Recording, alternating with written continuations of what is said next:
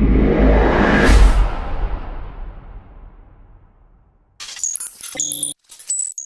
don't want your toothpaste. Where was the grease I asked for? What is that? Mint? Grease. Phil. Was the guy's name Phil? Did you buy this in an alleyway? No, they make bicycle hubs. So we're doing this. I would have slathered it with axle grease anyway, but Apprentice Dave, not me, dropped the bearing on the ground and got all sandy. So I had to clean it out with WD-40. I was like, oh, this is so easy. This is the wrong size. Okay, there we go. Wrong size. Nope. So that only touches the bearing race. We don't want to wreck the cage. That's what a good fit is all about. So, all right, where's the hammer?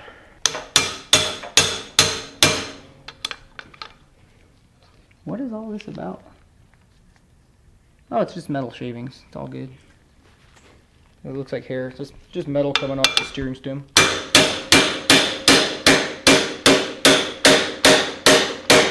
You know, it's a good fit when your bearing is also a lathe. I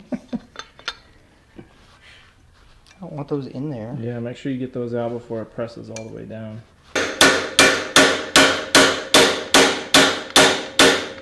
Gonna wear in the hearing protection. Womp, womp, womp, womp, womp, womp.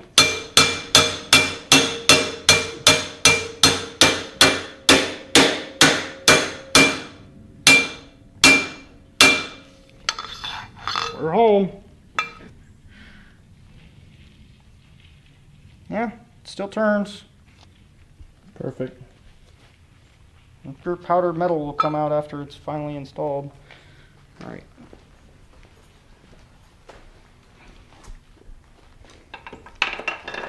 You know, bring me those little bitty thin nuts and a shop manual too. We know that this guy goes next. The problem being it won't stay there. I don't think there's a washer or anything, was there, left? Oh, and I need to grease this. So let me get some more goop.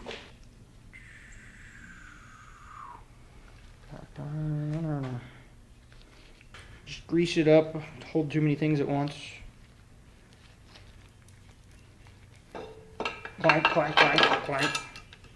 That's why I don't trust anybody else to work on my bike. They'd find out what I up. So this guy has a, I can't go off now. This guy has a little lip on it which should press on the bearing and nothing else. That's the theory anyway. Which I just assume is why you don't want a washer.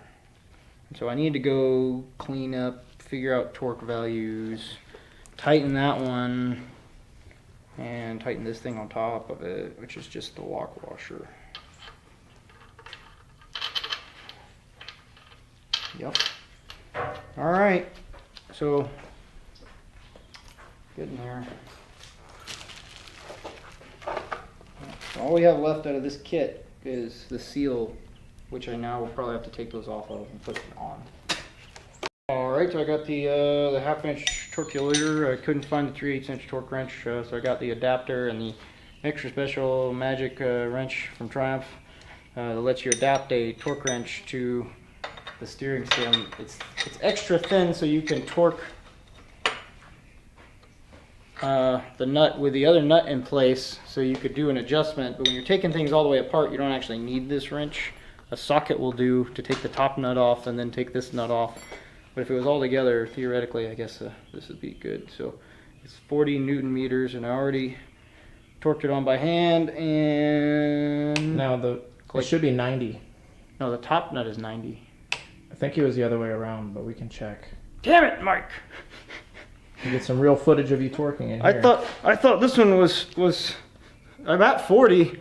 Am I supposed to go to 90? So it says, checked a couple of different editions of the service manual, and 40 Newton meters is for the top adjuster nut. The steering stem top nut should be 90 Newton meters, all models. Define steering stem top nut. 3 nuts go on top of the steering stem. That's a good question. Right? Like, did I torque the little chrome cover nut to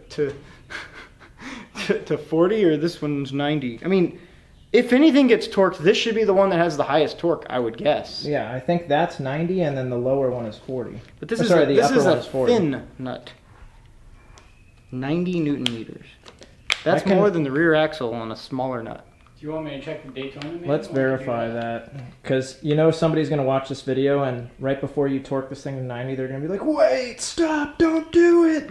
Yeah. Don't do it. Well, I'm at 40. I can't go any higher without passing 40, so. All right, so according to this site here, very trustworthy, we have steering head bearing adjuster nut preload, which is our first nut. That's going to be 40 Newton meters. Steering head bearing lock nut is also 40, and then the steering stem nut on top is 90. So glad we double checked. So they're 40, 40, and then 90. So 40, 40, and 90 on the top. Woo! Holding. You know, just give it another eighth of a turn after it bottoms out. Yeah. Okay, so I don't know if we even need this for the next one. Theoretically, we should keep it for the 90, I guess. Never buy an electric thingy because the batteries are low. Gotta turn it off to save power. Does the stain on the thing? Yeah, the stain on the thing is the same size as the washer. I almost called it something inappropriate. Our channel's PG, Dave. The poop discoloration. I'm going to have to bleep any profanity. Right. I just realized there's profanity on your shirt, so I'm not going to blur it. I don't know what you're talking about. It's cursive. Nobody can read cursive. Oh well. All right, so this has a nice chamfer that mates with nothing, as far as I can tell. Oh no. No, it doesn't. It just kind of sits there. Okay, whatever. 90 Newton meters for the decorative cover. That's some crazy stuff. Should have WD-40 the other one because this one looks pretty now. And this has got like the little rubber inserts, which I'm pretty sure I wrecked on the other ones that hold the handlebars. Reduces the vibration. I'm saying we might want to leave this loose because once I torque it, they're going to be like not aligned and Yeah, stuck that we'll want way. to put the fork tubes in first. Yeah, so we'll do that right now.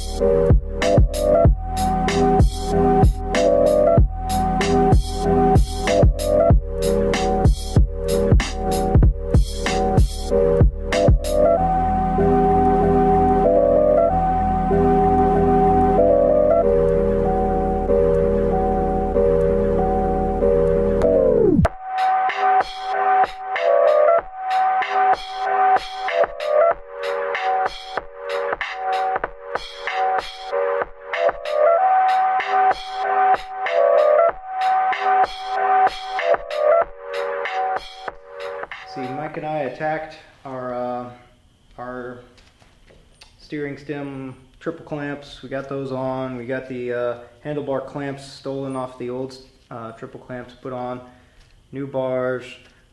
Jeff did the bracket for the utterly obliterated, I don't see it lying around here, foot peg. We're not entirely sure if that bracket isn't also bent because it was an eBay find and it's in the same position, but it's not shredded like the old one. We still need to tighten down the steering stem Yeah. top nut, right? Yeah, we gotta tighten that top nut. You can turn it by hand right now. Handlebars are in the way for that, but we were trying to get all the wiring situated, so we wanted to know where the wires would run. And that cluster basically all fits inside the headlight, right? Yeah, this whole deal will snake into the headlight, and then a handful of small things like turn signal plugs and the gauges will come right back out. This is a rectifier voltage regulator deal, and it will live inside the headlight, but it's plugged in just outside the headlight. Fork tubes we got on one at a time, put the axle through, put the fork brace on for the fender mount, then realized we needed to put the headlight bracket, headlight tubes that float on rubber on top of the fork tubes. So we slid it down as one unit, put it back together, tighten these up. I think we're going to call it quits for tonight, go get dinner. Alright, now I'd like to thanks to everybody who's been watching the video. Coming up next, we're going to do the headlight, turn signals, get the wheel and fender on. We're going to put the new tank on, the original seats, fine's going to go back on. Maybe think about doing Bike Week, do a documentary of riding up there with a group of guys, you know, see the events, check out a couple of locales of Bike Week, nightlife, try not to get arrested, you know, the usual. You know. Any last words, Jeff? No.